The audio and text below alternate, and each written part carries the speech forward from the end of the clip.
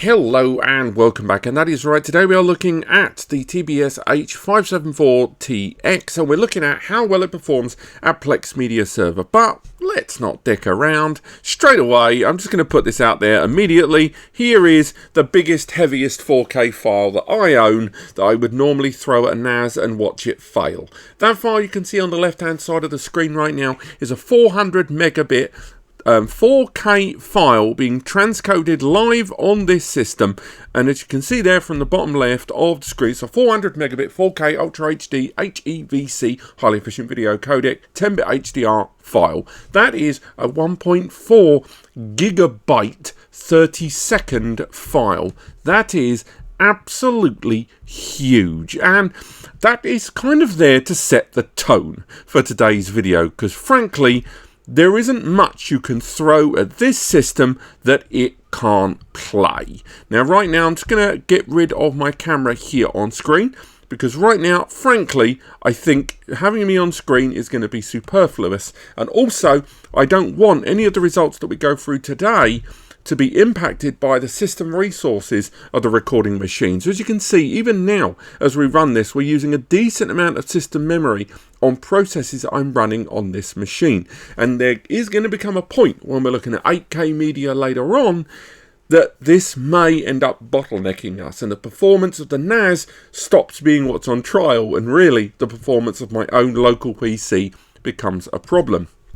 We're recording this video on OBS, and we're recording in 60 frame HD, so that's kind of the highest quality I could go for without compromising the quality of what we're testing here on Plex. Now, we're looking at this NAS retailing for approximately $1,500 to $2,000, depending on the i3 or i5 configuration. You may have already made out we are utilizing the i5 version of this with 16 gig of memory, and we're using a Plex pass, so we are going to be utilizing hardware transcoding as well, as you can see there on the top of the screen. So whatever we're doing here, we are going to be utilizing the full extent of the hardware resources with everything that we do today. There may be the odd area of bandwidth issue where we're doing too much at once, because we're going to run multiple files at different points throughout this, but predominantly we're going to be looking at the CPU utilization, because that is really the throttle point overall. You can see there as well that my system is using quite a lot of memory. There's 16 gig this system arrives with here, and we are running quite a lot of different applications and processes here, as I've just come off the back of the full review of this system, but the memory won't really serve as any kind of throttle point for what we're doing, but if it is, we'll of course see it there. And additionally, all tests are being performed in the web browser, because we want to show automated conversions. We want to show files being reshaped. Yes, there's going to be users watching this that don't want to use transcoding, that are going to be utilizing devices such as, Amazon Fire TVs, Google TV. They're going to be using smart TVs with the app built in, phones, iPads, whatever. And if you want, I can show you the exact same performance of the same file we just looked at, but this time looking at non-transcoding there. We can go to the file, scroll down to the bottom. There is that 400 megabits per second file, and this time it will play in original quality there, 400 megabits, and it will play like an absolute dream there. But again, the limitation we're finding here is no longer the limitations of the NAS, but the limitations of my own PC and the capture happening here in real time in the background.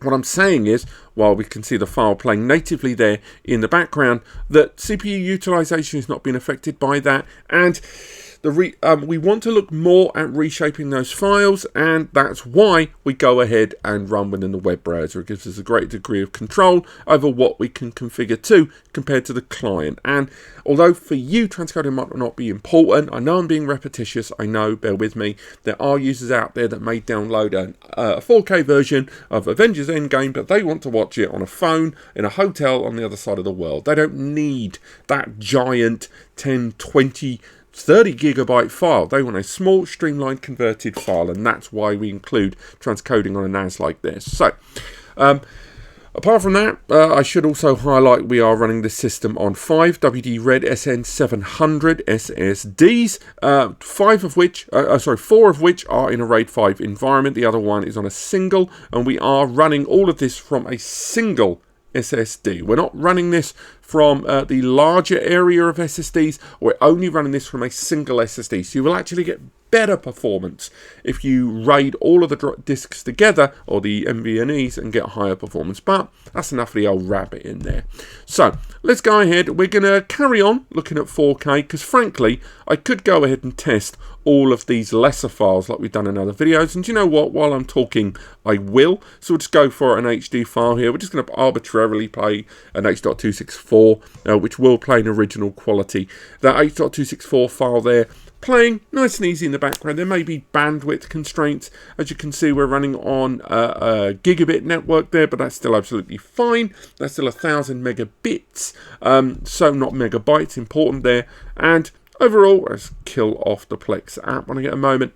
As you can see, it's running fine. So the real thing we want to test now is how many instances of high definition media can we play. Because I think it's important to note that when we're looking at these files here, the majority of files that you download online or you buy online in 1080p or 4K, very rarely are they going to exceed around 20 to 30 megabits per second bit rate. Now, it's not impossible, the bit rate being ultimately how many bits, how much data is being played per second on screen. So a great example of that would be go to my 4K trailers here, and I'm not going to be unfortunately playing any media that might be licensed, because it is difficult here on YouTube to play that. So things like all of these trailers, I'm having to work on creating our new alternative test files.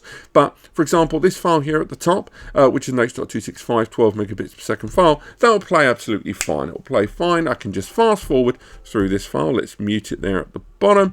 And we can just go ahead, if we choose, skip around, do what we want. It's playing it fine. It's going to do absolutely fine. No problems, no delay.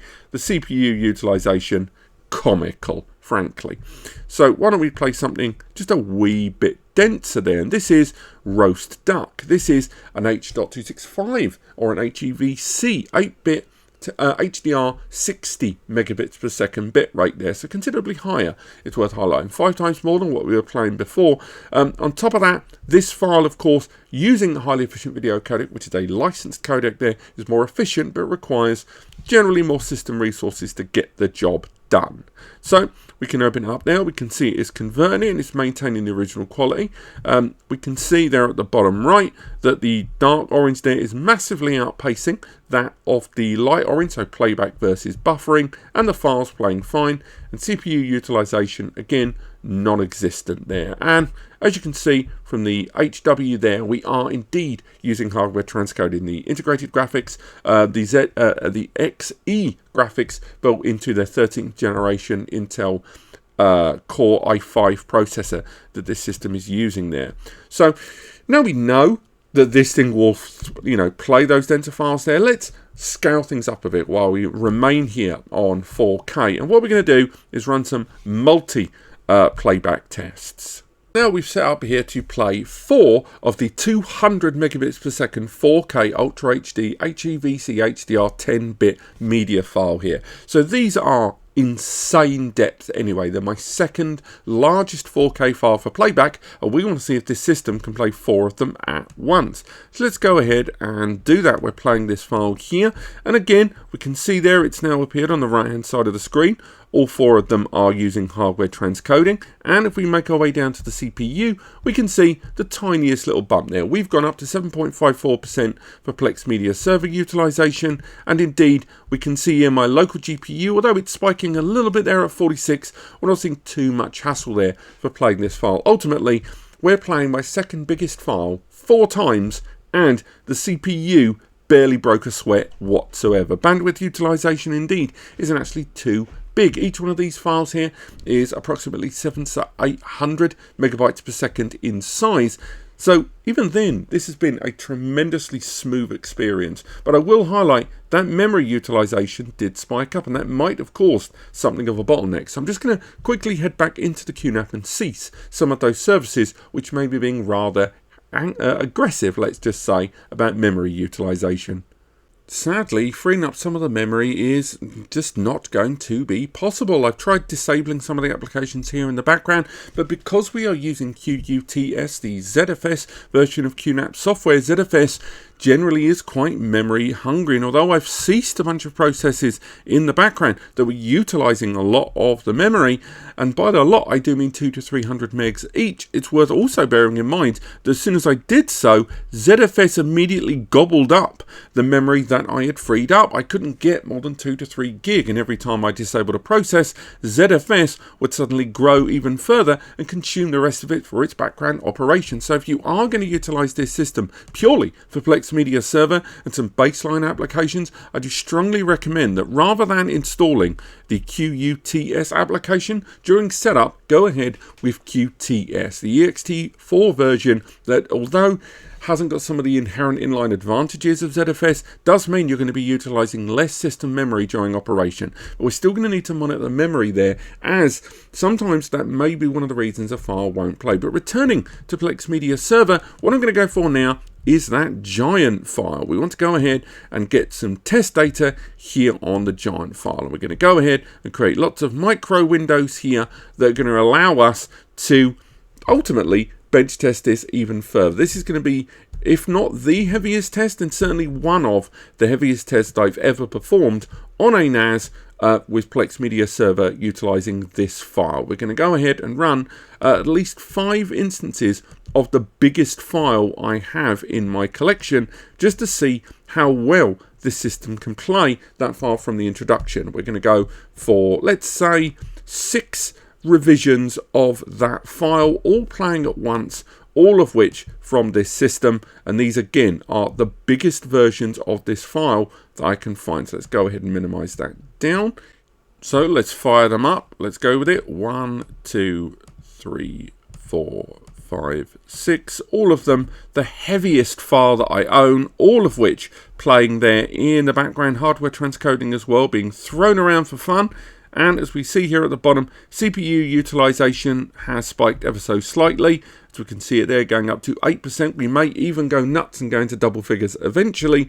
And memory utilization has really been the only limiting factor here. But we're still playing this file extraordinarily well. We'll make our way onto 8K transcoding shortly. But right now, as far as Plex is concerned, this is doing an absolute dream of work on this system. Yes, we're accessing locally there, and if we wanted to, what we could do is test some transcoding down to something smaller. So why don't we try that now? What we'll do is we'll head back into these. We'll just let them all play out and finish. You can probably hear my CPU fan now. So this time we're going to play that massive file, but this time we're going to introduce some very heavy converting. So let's go ahead and play the file, and with each playback, we're just going to go ahead and convert down to something small. We're going to really make this difficult, because every single conversion we go for here, we're going to make sure that this conversion is as hard as possible. So we're going to be converting down to different variables throughout the course of these, going through each one by one, forcing the system to have to work significantly harder as we downgrade some files down to HD, some files down to 480p, and some files even lower than that, down to 160p, and we can go for that one there. We'll go to a 720p high there, all of which, all these files seemingly still doing everything we want it to do, and they're playing the files just as I would like to see them do as we smash through each of these conversions, happening with playback, if anything, still borderline seamless as we continue. And if we make our way back into this utility, we can see that finally some of that utilization has bumped a bit, and we saw system utilization spiking there, presumably because of the file access that's happening, but overall still no accessibility problems there. Everything's still running fine, and ultimately this system just shrugging off the high level of transcoding that we forced this system to perform. Ultimately, these are some great numbers here. So let's make our way over to some 8K testing. Now, 8K performance testing is where we're going to encounter problems, not with the NAS, but predominantly with client systems. Now, chances are you do not really have any 8K outputting devices in your home environment at the time of recording. 8K TVs are out there, or at least 8K ready or 8K entry level devices are out there, but the problem is Getting Plex to handle it is a problem, and also getting this recording PC for the capture to get this right is going to be problematic as well. For example, if we go ahead and play our very first 8K file here, known as Helium Fire, you'll immediately see the problem we're going to encounter. Here on the bottom of the screen, we're forced to convert the file immediately there. The scale of some of these files is absolutely enormous. Some of these files actually go in for a minute long, and they are 5 gigabytes in size for 1 minute of footage. So the conversion is indeed necessary. And as you can see here on the bottom of the screen, we've got the dark orange. We open up my task manager here, and although things seem manageable and meaningful here on my local system, we're not seeing playback there, and a lot of that is to do with the support of 8K and the frame rate it involves. Whereas if we headed back into that Plex app from earlier, in the app we can head into trying to play back those 8K files there and play exactly the same file that we just tried to play there. And as you can see, now we've got playback, and that's because we're now able to play it on that local system. However, the hit that this GPU is going to take on this laptop while testing this is going to be quite significant. Needless to say though, here on the right hand side of the screen, we're still seeing manageable numbers there from that CPU. We're definitely seeing a rise in bandwidth just for this single file being played, but nonetheless this still means this file is playback ready, so we can go ahead and maybe try and go for an insane conversion, turn an 8K file into a 480p file there. We saw a little hurdle bump there on the bottom right there as we go in the background, and we're seeing the dark orange showing buffering taking place.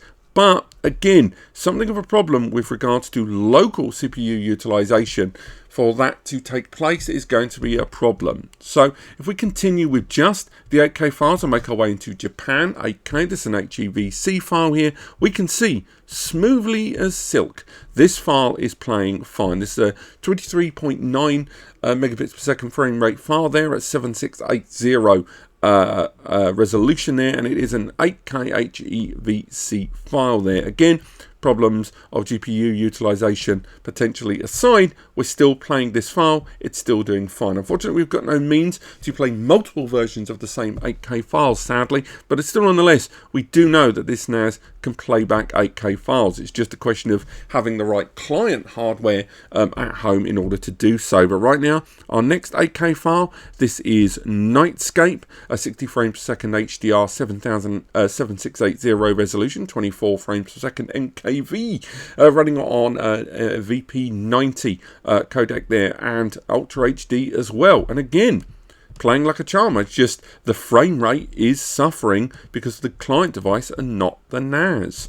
If we head out of that one, we could try Patagonia 8K and go into that one there, and again we're seeing playback. We're seeing this handling in those 8K files, and just once again proving beyond any kind of doubt that this is one of the most future-proof NAS systems I've ever looked at here on the channel, and the sheer depth and weight of the files that we're throwing at it. Not only when we're looking at the 400 megabits per second file, let's pop that camera back on, why not, I hate my GPU anyway, but notwithstanding those 400 megabits per second files that we threw at this, it ran 6 of those simultaneously and barely broke a sweat. And the fact that we're looking at 8K files now and it's still playing them natively, native 8K playback there is absolutely phenomenal, making this right now to date the best Plex NAS we've ever talked about here on the channel. I think I've probably reviewed in the last couple of years 50 to 60 different NASes,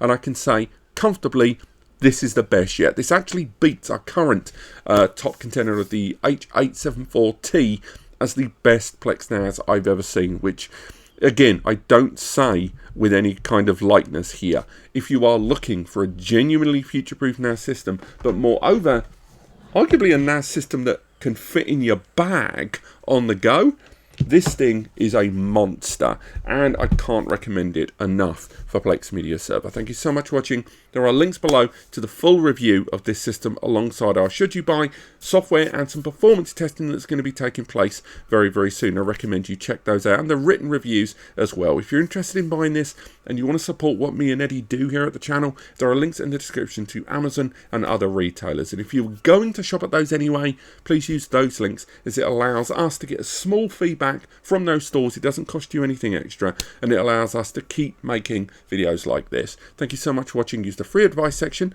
over on NAS Compares. There is also the NAS Builder, NAS Compares, that allows you to pre-select all the systems that best suit your needs. And head over to Ko-Fi, Coffee and Patreon and use either our membership tiers to access videos early, or our commissions area where you can arrange Zooms with both me and Eddie to help with your setup. Thank you so much for watching, and I'll see you next time.